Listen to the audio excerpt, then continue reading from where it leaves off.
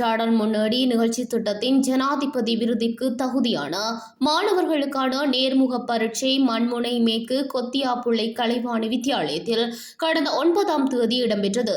மத்திய சுற்றாடல் அதிகார சபையும் இலங்கை கல்வி அமைச்சும் இணைந்து நடைமுறைப்படுத்தும் தேசிய சுற்றாடல் முன்னோடி நிகழ்ச்சி திட்டத்தில் இறுதிப் பதக்கமான ஜனாதிபதி பதக்கத்தினை பெறுவதற்கான இறுதி நேர்முக தேர்விற்கு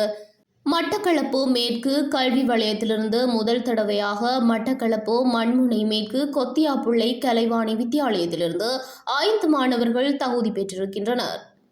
சுற்றாடல் அமைச்சின் வழிகாட்டலின் கீழ் மத்திய சுற்றாடல் அதிகார சபையால் வருடாந்தம் ஏற்பாடு செய்யப்படும் தேசிய மட்டத்தில் இடம்பெறும் போட்டியில் முதல் முறையாக மண்முனை மேற்கு வலய மட்டத்தில் இடம்பெறுகின்றமை குறிப்பிடத்தக்கதாகும். இந்நேர்முக நிகழ்வில் பரீட்சிப்பு குழுவின் பிரதானியாக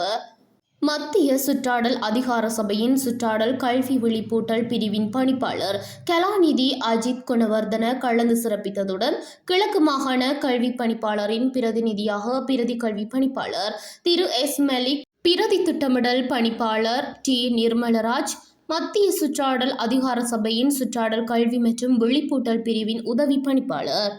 திரு என் திருலோகச்சந்திரன் ஆகியோர் நடுவர்களாக பங்கேற்ற நிகழ்வில் கொத்தியாப்புள்ளை கலைவாணி வித்தியாலயத்தின் அதிபர் கே லக்மன் கலந்து கொண்டார். சுற்றாடல் முன்னோடி மாணவர்களால் தேசிய கீதம், சுற்றாடல் கீதம் மற்றும் பாடசாலை கீதம் இசைக்கப்பட்டு ஆரம்பித்த நிகழ்வுகள் ஆரம்பமாகியது.